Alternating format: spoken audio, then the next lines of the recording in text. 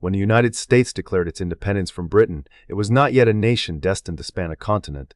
The original 13 colonies hugged the Atlantic coast, hemmed in by the Appalachian Mountains to the west and the powerful empires of France and Spain beyond. Yet, even in these early days, the idea of expansion, of reaching farther and claiming more, was present among the new nation's leaders. Scholarship on the period shows that the ambitions of the Founding Fathers were not always modest. Figures such as Washington, Franklin, and Jefferson are cited as having explicit imperial ambitions, with expansion often linked to the displacement of indigenous populations. The seeds of empire, then, were sown early, nestled within the ideals and anxieties of a young republic. The first dramatic leap westward came in 1803, when President Thomas Jefferson orchestrated the Louisiana Purchase. Negotiated against a backdrop of international intrigue, the acquisition was both bold and fraught with uncertainty. At the time, the vast territory of Louisiana stretching from the Mississippi River to the Rocky Mountains was in the hands of France. For American leaders, control of New Orleans and access to the Mississippi River were strategic imperatives. The Mississippi served as the vital artery for commerce, carrying goods from the interior to global markets. When Napoleon Bonaparte, embroiled in European conflicts and facing mounting pressures, offered to sell the entire territory, Jefferson seized the opportunity. The terms were staggering. For $15 million, the United States acquired 530 million acres, doubling its size overnight. The sheer scale of the deal was transformative, altering the shape, destiny, and very identity of the nation. Yet, the decision was not without controversy. Jefferson, a strict constitutionalist, wrestled with the legality of the purchase. Nowhere, he noted, did the Constitution explicitly grant the president the authority to acquire new land. Despite this dilemma, the public overwhelmingly supported the deal, sensing the possibilities that lay in those uncharted lands. The Louisiana Purchase did more than simply add territory. It set in motion a chain reaction that would define the next century and beyond.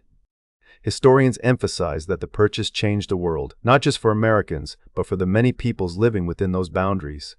With the United States now stretching toward the Great Plains, the vision of a continental nation began to take root.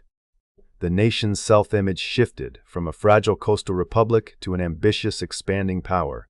As the 19th century unfolded, this ambition found its voice in the doctrine of manifest destiny. Coined by journalist John L. O'Sullivan in the 1840s, the term captured a powerful idea that Americans were divinely ordained to spread their democratic institutions across the continent.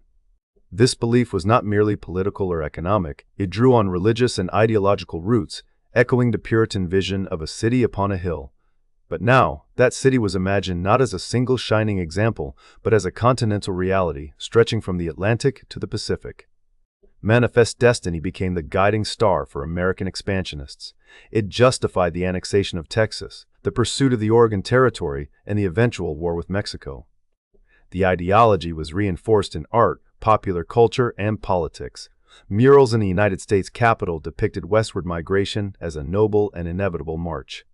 The rhetoric of manifest destiny was imbued with a quasi-religious fervor, casting American expansion as a mission to spread liberty and democracy. Yet, this vision also masked the profound consequences for the peoples who lived in the path of expansion. Throughout the era of westward movement, the United States government and its citizens encountered, negotiated with, and often displaced indigenous nations. The West was not an empty expanse awaiting civilization, it was home to diverse cultures and societies with deep histories. Yet as the myth of the frontier grew, so too did the erasure of indigenous presence from the national story. Expansion brought settlers into direct conflict with native peoples, and policies of removal, treaty-making, and warfare followed. The ideology of manifest destiny provided justification for these actions, casting them as part of a providential plan. The rapid territorial growth of the United States in the 19th century was marked by several key events. After the Louisiana Purchase, the annexation of Texas in 1845 expanded the nation further, followed closely by the Oregon Treaty with Britain, which settled competing claims in the Pacific Northwest. The Mexican-American War, fought from 1846 to 1848, resulted in the acquisition of vast southwestern lands, including present-day California, Arizona, and New Mexico. Each of these episodes was shaped by the belief that American expansion was both inevitable and righteous. The notion of manifest destiny, as scholars have noted, was not universally accepted or uncontested. It was a powerful ideology, but it was also a subject of debate and dissent. Some saw it as a noble project, while others recognized the violence and dispossession it entailed. Nevertheless, the idea that America was destined to fill the continent became a central force in national politics and identity. Institutional and governmental actions facilitated this expansion. The United States House of Representatives played a crucial role in authorizing and financing explorations, settlements, and infrastructure projects. Expansion was mapped, legislated, and debated in the halls of Congress, even as it was lived out on the trails and homesteads of the frontier. The cultural dimensions of expansion were equally significant. Literature, art, and popular imagination celebrated the westward movement, depicting pioneers as heroic figures and the land as a realm of promise. Yet, these representations often obscured the realities of conquest and displacement. Primary sources from the period reveal a complex tapestry of ambition, idealism, and conflict, a nation inventing itself at the expense of others. American expansionism was not limited to the West. Throughout the 19th century, there were ambitions to extend United States influence northward into Canada and even toward the Arctic. These efforts, though less successful than those to the south and west, were part of a broader pattern of seeking continental dominance. The mythologizing of westward expansion often ignored these northern ambitions, as well as the enduring presence of indigenous peoples whose lands and lives were profoundly affected. By the closing decades of the 19th century, the United States had largely achieved the continental vision imagined by Manifest Destiny. The Gadsden Purchase of 1853 added the final piece of the modern Southwest.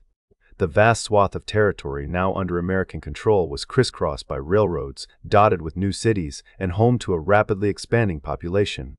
Yet, the story of expansion was not merely one of land and borders. It was also a story of encounters, of cultures meeting at a crossroads, sometimes blending, often clashing. The legacy of this era was profound. It shaped the nation's geography, its politics, and its sense of purpose. The expansionist impulse, once directed toward the continent, would soon turn outward. As the United States entered the final years of the 19th century, the Spanish-American War marked a new phase, an era in which America would project its power beyond its shores. The roots of American imperialism thus lay deep in the soil of its early history. From the ambitions of the Founding Fathers, to the transformative impact of the Louisiana Purchase, to the powerful ideology of Manifest Destiny, the United States forged its empire through a combination of vision, opportunity, and force. The justifications for expansion were many: strategic, economic, ideological, but the consequences were equally manifold. The fabric of the nation was forever altered, and the stage was set for the United States to emerge as a global power in the 20th century. Yet, as we trace this story, it is important to recognize the complexity and contradiction at its heart. The rise of American power was accompanied by both triumph and tragedy, by the creation of new possibilities and the loss of old worlds. The American empire was not built in a day, nor was it the product of a single idea or event. It was the outcome of many forces, some noble, some self-interested, all profoundly human. In the end, the foundations of American empire were laid through a series of choices, contests, and collisions. The story of expansion is a story of hope and ambition, but also of struggle and consequence. It reminds us that the making of a nation is always a work in progress, a journey shaped by the dreams and deeds of those who came before and by the legacies they left behind. At the dawn of the 20th century, the United States stood at a crossroads. The closing of the western frontier and rapid industrialization had transformed the nation, leaving many Americans to wonder what new horizons awaited. The answer, as history would show, lay not in looking inward but in turning the nation's gaze outward across oceans and around the globe. The era that followed was defined by a dramatic expansion of American influence, marking the birth of what scholars and critics have long debated as the American Empire. The catalyst for this transformation was clear. The Spanish-American War, though brief, marked a turning point that sent shockwaves through the world's balance of power. Sparked in part by the Cuban struggle for independence and fueled by sensationalist American media, the conflict began in 1898 with a declaration of war against Spain. The fighting took place not only in the Caribbean but also across the Pacific, signaling to the world that the United States was now willing and able to project its military might far beyond its continental borders. Within months, Spain's centuries-old colonial empire in the Americas and Pacific unraveled. The Treaty of Paris, which ended the war, granted the United States control over Puerto Rico, Guam, and the Philippines. Cuba, though nominally independent, remained under heavy American influence. Suddenly, the American flag flew over distant islands, and the nation possessed military outposts thousands of miles from Washington, District of Columbia. This moment was more than a military victory. For many contemporaries, it marked the emergence of the United States as a Pacific and indeed a global power. The debates that erupted at home were fierce and revealing. Some Americans celebrated the country's new status, invoking the rhetoric of national destiny and civilization. Others recoiled, warning that colonial rule was fundamentally at odds with the Republic's founding ideals. The election of 1900 became a referendum of sorts on the question of imperialism, with supporters arguing that overseas expansion was a natural extension of American progress, while critics feared the loss of democratic virtue and the dangers of entanglement in foreign affairs. Yet the wheels of empire kept turning. In the Philippines, American policymakers experimented with a form of colonial administration that blended military occupation with policies designed to win hearts and minds. The so-called policy of attraction aimed to foster goodwill among Filipinos through promises of education, infrastructure, and eventual self-government. While this approach set American rule apart from some European colonial models, it did not erase the reality of military conquest or the resistance that erupted among those who saw the United States as yet another foreign occupier. The Philippine-American War became a bitter and protracted conflict, highlighting the complexities and contradictions of America's new imperial role. Economic motives also played a crucial part in driving expansion. By the late 19th and early 20th centuries, American industry had reached new heights, generating unprecedented surpluses of goods and capital. Policy thinkers and business leaders saw overseas markets as essential to maintaining prosperity at home. Economic theories of the era, debated by scholars, suggested that empire offered both a solution to domestic overproduction and a means of securing access to raw materials and new consumers. The open-door policy in China, for example, championed by American diplomats, sought to ensure that the United States would not be excluded from lucrative Asian markets by rival European powers. In this way, the American approach to empire often blended commercial interests with military and diplomatic action, sometimes overt, sometimes subtle. While the United States sometimes adopted the trappings of a traditional colonial empire, administering territories, stationing troops, and asserting sovereignty, its leaders also developed more informal and flexible methods of influence. The language began to shift as well. Where Americans of the late 19th century had spoken openly of imperialism, by the 20th century, the preferred terms became globalism, leadership, or internationalism. This rebranding reflected both the nation's evolving self-image and the desire to reconcile its actions with a democratic, anti-colonial heritage. The real test of America's global reach, however, would come with the cataclysmic events of the 20th century's two world wars. The First World War drew the United States onto the world stage as a belligerent power, albeit reluctantly and only after years of debate over neutrality. The American entry into the war in 1917 tipped the balance decisively in favor of the Allies. It also introduced new ideals into the international arena, with President Woodrow Wilson's call for self-determination and the creation of a League of Nations. Yet the post-war settlement proved deeply fraught. The United States ultimately rejected membership in the League, retreating, at least for a time, into a posture of selective engagement. This interwar period did not erase America's global ambitions. Economic growth continued, and the country's cultural products, movies, jazz, advertising, began to find enthusiastic audiences abroad. American companies played a growing role in international finance, trade, and communications. Still, it was the Second World War that cemented the United States' position as a global superpower. The war's devastation left much of Europe and Asia in ruins, while the United States emerged with its economy intact and its military vastly expanded.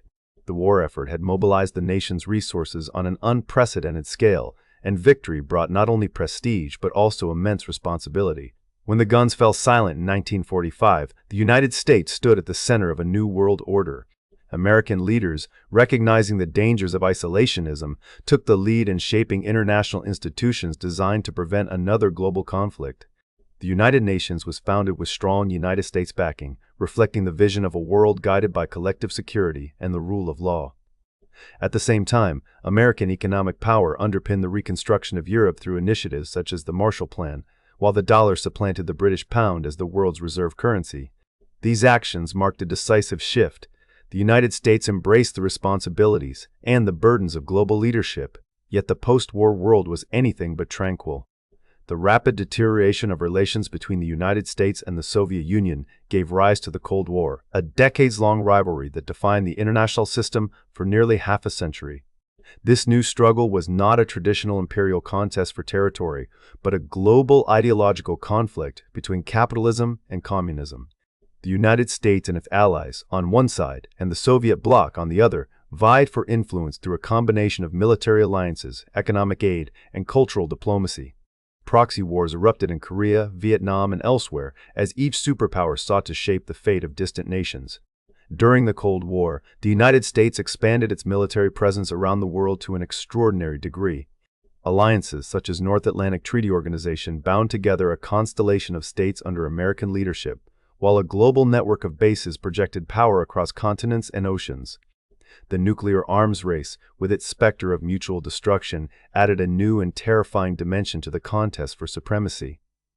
American foreign policy during this period was driven by the conviction that the nation was the indispensable defender of the free world.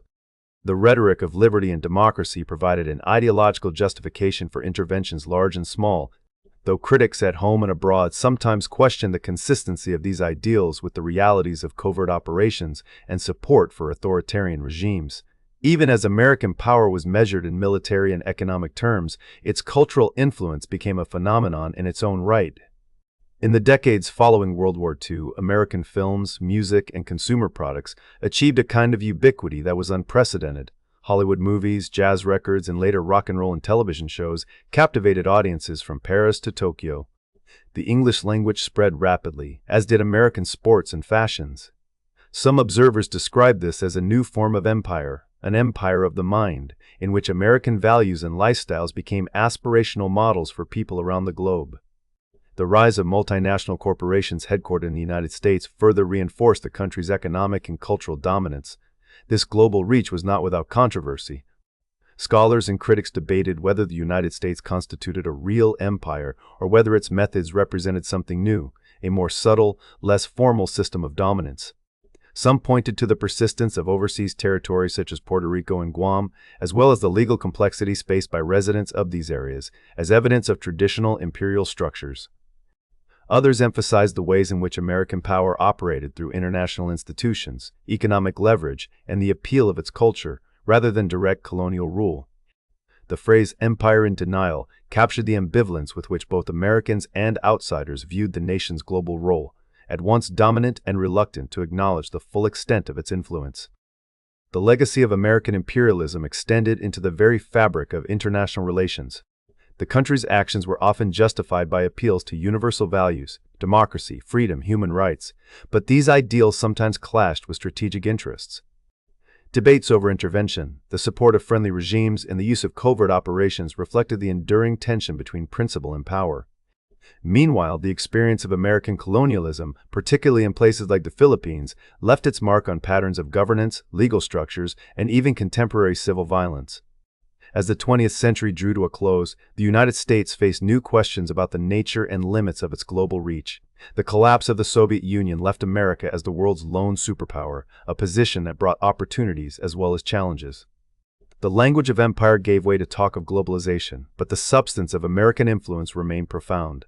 International debates continued over whether the United States was building a new imperial order or simply adapting old strategies to new realities. What is clear is that the story of America's 20th century ascent cannot be separated from the story of empire, however defined, however contested. The nation's reach, whether through military alliances, economic integration, or the allure of its culture, reshaped the world and the way the world perceived America. Whether celebrated or criticized, the American empire was, and remains, a central force in the modern era. The consequences of this reach, its promises, its contradictions, and its unresolved dilemmas echo into the present, challenging each new generation to reckon with the legacy it has inherited. In the early years of the 21st century, the world that had once seemed neatly ordered beneath the shadow of American power grew ever more complex and unpredictable. The decades following the Cold War were marked by a sense of unchallenged United States dominance, what some called a unipolar moment. But as the new millennium unfolded, this era of supremacy began to recede, giving way to a landscape where power was increasingly dispersed and the very nature of American empire was up for debate. The United States still wielded enormous influence, but it now faced a world shaped by the rise of regional powers, shifting alliances, and an internal debate over the costs and consequences of leadership. This transition to what scholars call a multipolar world was neither sudden nor unexpected. Analysts had long warned that the unipolar order could not endure indefinitely. As China's economic power surged, Russia reasserted itself on the world stage, and India expanded its regional reach, the strategic calculus for the United States grew more complicated. According to recent analyses, America's task now was to find a viable path in this new environment, what one expert described as making multipolarity work. The challenge was not simply to outcompete rivals, but to align national ambitions with the reality of constrained resources and evolving threats. In Washington, this changing world order sparked fierce debate about the proper shape of American grand strategy. Some policy thinkers argued for a bold, proactive posture, contending that United States leadership remained essential to global stability. Others, mindful of the enormous costs of past interventions, urged restraint, a careful calibration of commitments and resources to avoid overextension. There was general agreement that America's position, while still formidable, was less commanding than before, and that new approaches were needed to secure its interests in a crowded and competitive world. The rise of China loomed especially large in these deliberations. No other country's ascent so dramatically symbolized the shift to multipolarity. China's growing economic, military, and technological capabilities tested the limits of American influence across Asia and beyond.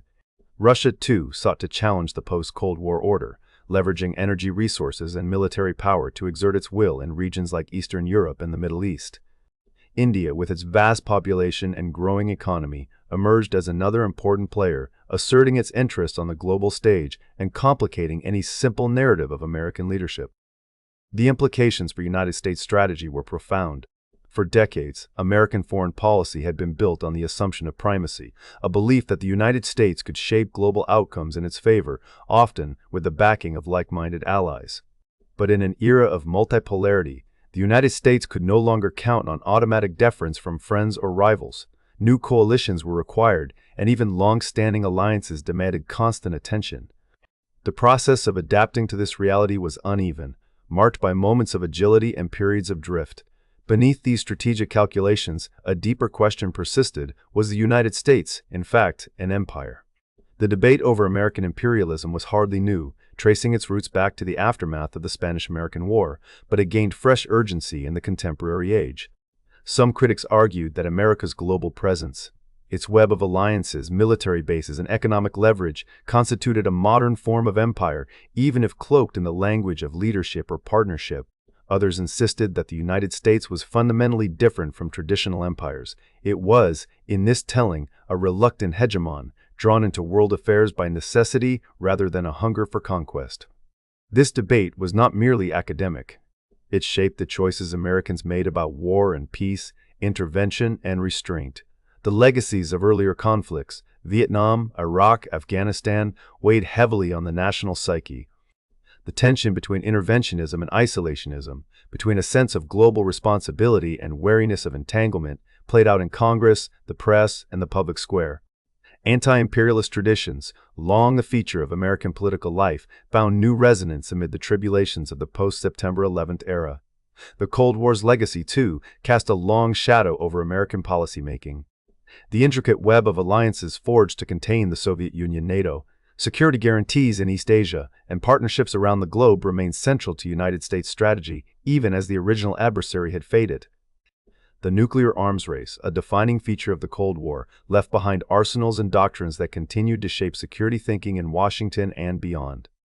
The very institutions and habits of mind developed during those decades, anxiety about hostile powers, faith in deterrence, and a preference for military solutions, persisted, sometimes outlasting the circumstances that had given rise to them. The transition from the Cold War to the post-Cold War period brought its own set of challenges. With the Soviet Union gone, the rationale for the vast American security apparatus was less clear, but the United States chose to deepen and expand its role as global guarantor. Security commitments in Europe, Asia, and the Middle East multiplied, and the process of globalization accelerated in part by American policy knit economies and societies together in ways that created both prosperity and fragility. The legacies of this era were mixed. While globalization lifted millions out of poverty and spread American influence far and wide, it also contributed to economic dislocation, political backlash, and new forms of strategic competition. The persistence of American power in the face of these changes is striking. Some analysts are quick to announce the decline of United States dominance, but the evidence is more nuanced. While the rise of counter-hegemonic powers like China and Russia has certainly challenged American primacy, the United States continues to wield enormous influence through its international institutions, alliances, and cultural reach. American universities, corporations, and technologies remain magnets for talent and investment. The dollar is still the world's primary reserve currency, and the United States military maintains a global footprint unmatched by any other state. Yet the nature of that dominance is changing. The Trump administration's foreign policy was described by some scholars as a form of predatory hegemony, a shift away from the traditional multilateralism that had characterized much of the post-war era. This approach emphasized sovereignty, sought to reshape America's role in the Western Hemisphere, and explicitly rejected the goal of permanent global domination. Instead, under this doctrine, the United States aimed to extract advantages where possible, often at the expense of established alliances and international norms. Critics warned that such a strategy risked undermining the very foundations of American influence, while supporters argued it was a necessary correction to decades of overreach. These debates played out against a backdrop of deepening domestic divisions. Surveys indicated that Americans were increasingly split along partisan lines over fundamental questions of foreign policy, from the challenge posed by China to the merits of free trade, immigration, and multilateral engagement. Uniting the country around a coherent global strategy became ever more difficult as polarized politics spilled over into questions of America's role in the world. The tension between national interests and global responsibilities was sharper than ever. As the self-styled leader of the free world, the United States faced mounting expectations to intervene in humanitarian crises, defend allies, and uphold international norms. Yet each intervention carried risks of mission creep, unintended consequences, and backlash both abroad and at home. Balancing these competing imperatives required not just military might, but diplomatic agility and, often, a willingness to accept limits. The enduring legacies of American power are evident in the architecture of the post-war world. Many of the institutions that continue to shape global politics, the United Nations, the International Monetary Fund, the World Bank, bear the imprint of American leadership, even as their influence is increasingly contested. Security alliances, forged in another era, still bind the United States to partners in Europe, Asia, and beyond. The habits of cooperation and competition established during the Cold War persist, shaping responses to new threats and opportunities alike. At the same time, the costs of empire, however defined, have become more apparent. The burdens of global leadership are not evenly shared, and the strains on American society, economy, and politics have grown. The debate over whether to retrench or reassert, to lead or to follow, remains unresolved. The empire that some see as a source of strength and stability, others view as a trap, an ever-expanding set of commitments that threatens to outstrip America's capacity and will. In this contested landscape, the future of the American empire remains uncertain. The world is no longer one in which a single power can dictate terms unilaterally. Regional powers are ascendant, and the patterns of influence are more diffuse and dynamic than ever. For the United States, the challenge is to adapt, to find a mode of leadership that is sustainable, legitimate, and responsive to the realities of a multipolar world. The debate over American imperialism, interventionism, and global leadership is not likely to end soon. It is woven into the fabric of the nation's history, a recurring question about the purpose and limits of power. What remains clear is that the legacies of past choices, alliances formed, wars fought, institutions built, continue to shape the present. The American empire, if it exists, is not the empire of old. Its boundaries are less defined, its authority more contingent, and its future open to contestation. As the 21st century moves forward, the story of American power is still being written. The challenges it faces, strategic, moral, and domestic, are formidable, but the capacity for reinvention, debate, and self-examination has long been a hallmark of the American experiment. Whether these traits will be enough to navigate the complexities of a multipolar world remains to be seen. What is certain is that the legacies of empire, for better or worse, will endure, shaping not only America's destiny but the fate of the global order itself.